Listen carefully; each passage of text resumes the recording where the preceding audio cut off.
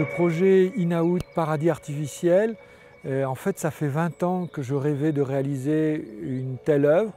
Et le domaine de Chaumont-sur-Loire, qui est ouvert à l'art contemporain, m'a permis donc de créer à la fois une œuvre d'art totale, c'est-à-dire une architecture. Cette architecture, elle a la particularité d'être un dôme géodésique et ce dôme est recouvert de films irisés qui, selon la course du soleil, créent comme un grand scarabée ou comme des ailes de papillon, va en fait créer des univers irisés. Alors ce dôme, il fait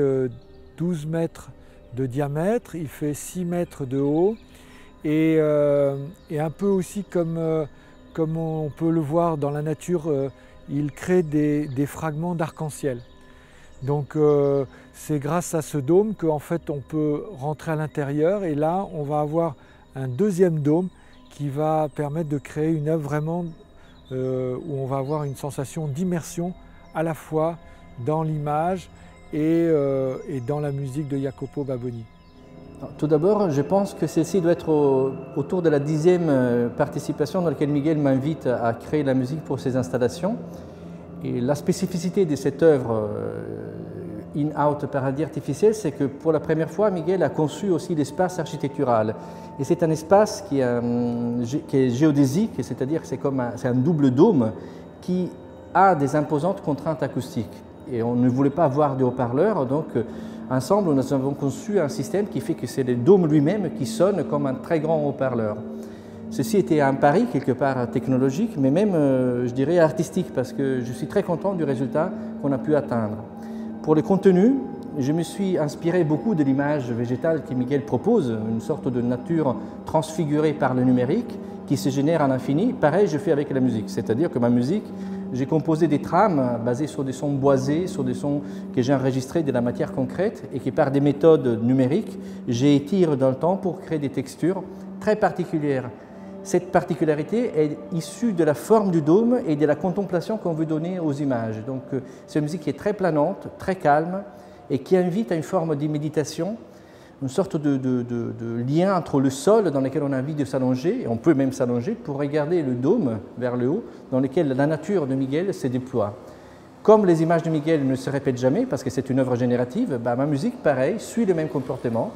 La musique n'est pas une bande de sons qui se répète, mais c'est une production musicale à l'infini.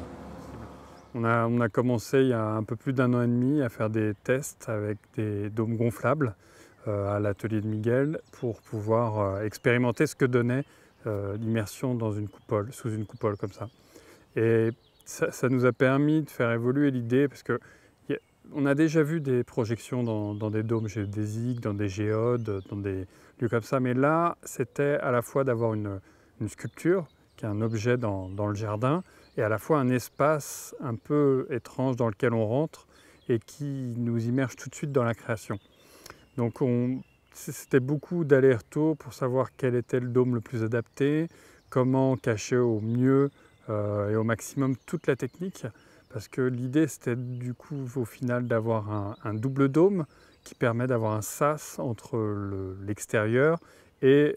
l'intérieur. Et entre ce sas et à la fois pour les gens, un sas de décompression qui permet de se plonger dans le noir et de rentrer ensuite dans les projections. Mais ça nous sert aussi pour tout la côté technique et de poser les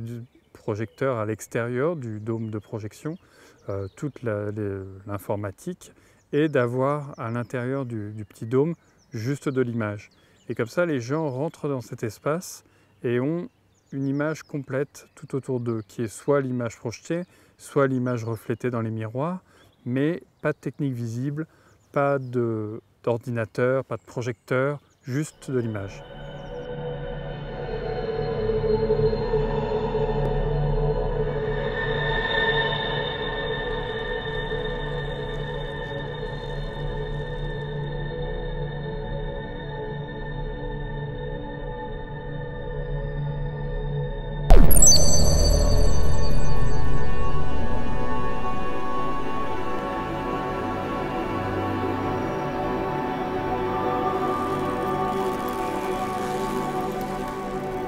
On est ici dans le deuxième dôme, ce dôme qui fait 8 mètres de diamètre, a la particularité bien sûr aussi d'être véritablement le réceptacle de l'œuvre, à savoir qu'on a cette projection à 360 degrés. Et donc ça, c'était quelque chose que je caressais depuis longtemps, c'est-à-dire d'avoir une œuvre où on est véritablement dans l'immersion de l'image, bien sûr, et à la fois de la musique de Jacopo Baboni. La force aussi peut-être de cette création, c'est que à la fois on est dans des univers que l'on peut connaître, que l'on peut voir ici et là dans la nature, mais en fait cette nature est totalement recomposée, transformée, avec parfois aussi dans ce paradis artificiel, il y a des fruits défendus que l'on voit ici et là. On a des éléments qui ne cessent d'éclore, de disparaître, et finalement c'est ce qui fait peut-être la richesse de ce logiciel génératif. Enfin, ce qu'il faut voir aussi, c'est que cette œuvre, elle n'aurait pas pu se concrétiser sans la collaboration, bien sûr, de Claude Micheli, qui a créé ce logiciel qui en fait sa richesse et son originalité, et également la compétence et la connivence que j'ai avec Nicolas Godelet, qui a apporté aussi tous les aspects techniques pour qu'une telle œuvre puisse se concrétiser et que cette œuvre puisse à la fois évoluer, se transformer. Donc ça, c'est ce qui fait aussi sa force.